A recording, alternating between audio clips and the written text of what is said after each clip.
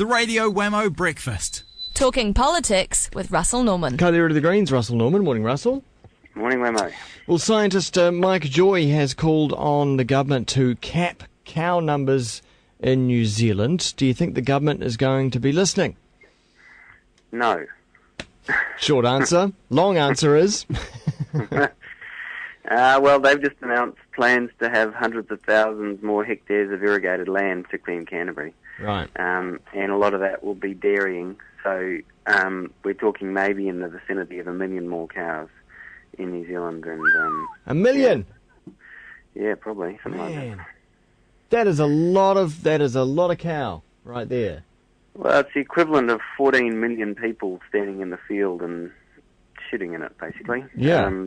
Each cow is equivalent to 14 people. So, yeah, it's like we got another 14 million people and stuck them out in the field and told them to do their business right there. It is funny when you put it in those terms, because when people particularly look at the so-called clean and green image of New Zealand, and they say, well, it is comparatively because you've only got 4 million people on a country the size of the UK. But if you account for animals, particularly cows, and one cow is worth how many people? Roughly 14 in terms of its fecal load. 14 people, one cow worth 14. I mean, that's that's how we should be talking about New Zealand and how New Zealand is populated, right? Yeah, it's like we've got 100 million people without any sewage system for them. Yeah. And so their business is just washing into our rivers. Just like the guy on the Jetstar flight weeing in the aisle. Something like that, yeah. Yeah. Close to the ground, to the ground. As if we were just all running around naked, just doing whatever we want. Yeah, and an awful lot of us. Yeah.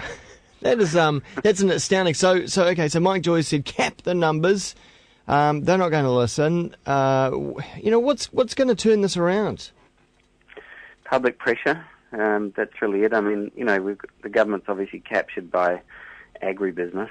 Labor were absolutely useless last time. They oversaw the problem when they were the ones who let it develop to this extent. It's going to be public pressure and campaigning because, as usual, it's only the people of the country that will save the country. It won't be the established parties. But it looks like now having carved out a market for milk in China, looks like we're trying to do the same thing in India as well at the moment with a free trade agreement. Yep, we're trying to move a lot of milk into India. Yeah, because that's what it's about, right? When you think about it, I mean, it's not about the small guy. It's about getting corporate dairy into India. Yeah, I mean, the paradox, however, is that the big increase in selling milk to China isn't a result of the free trade agreement. It's a result of the melamine disaster there. So that Chinese families don't want to feed their kids milk that's produced in China. They want clean, green and safe New Zealand milk. And yet, if we continue down the current path and trash the environment like we currently are, then we will fundamentally undermine the brand, which is the actual reason that people in China are buying New Zealand milk.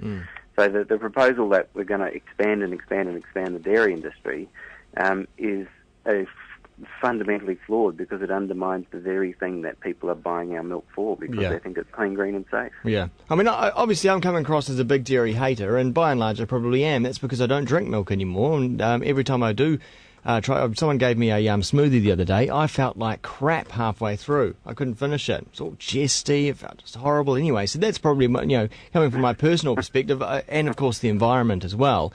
But one could say that New Zealand is also attempting to make the rest of the world fat as well.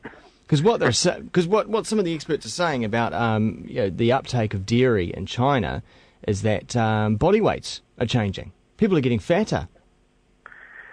Yeah, it's obviously getting access to more animal fats leads to increase in obesity and so forth, and the dairy sector is a contributor to that. But it's also true, of course, that getting access to animal fats and proteins can also be very important for improving nutrition and learning and everything else that comes with it. So, like anything, it's about getting the amount that you need that's nutritionally appropriate.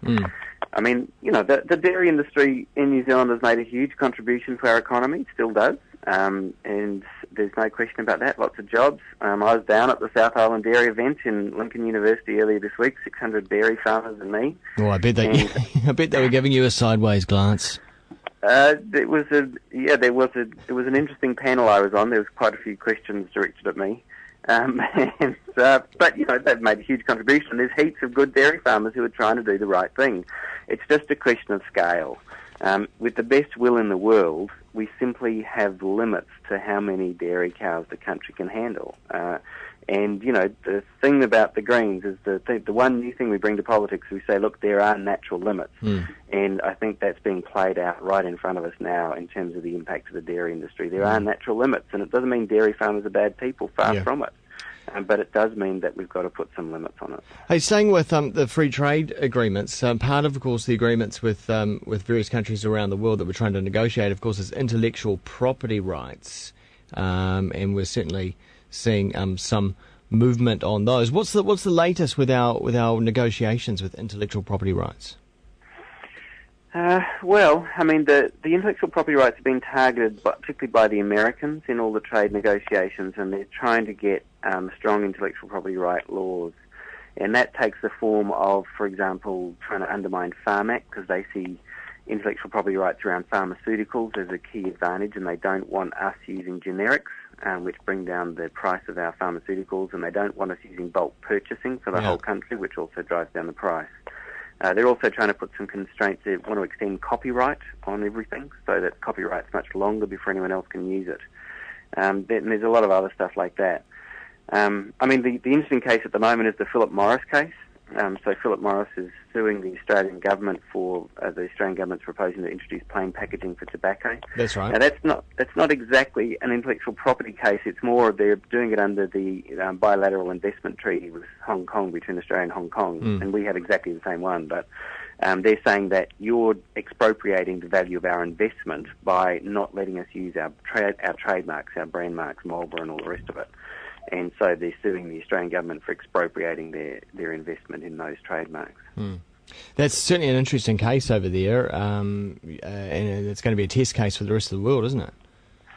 It will, though there's a lot of these cases around now, and there's lots of them where multinationals, because Labor and National, I mean, they've forever told us that trade deals are all about tariffs. They're bugger all to do with tariffs. They're mostly about other stuff. Yeah. And one of the key things they're about is the right of multinationals to sue governments if governments do things that multinationals don't like. Yeah. And there's been heaps of cases of environmental laws that have been knocked out by these investor-state disputes mechanisms, and now we're seeing a very interesting health case where Philip Morris is trying to knock out a health initiative by using the right to sue governments.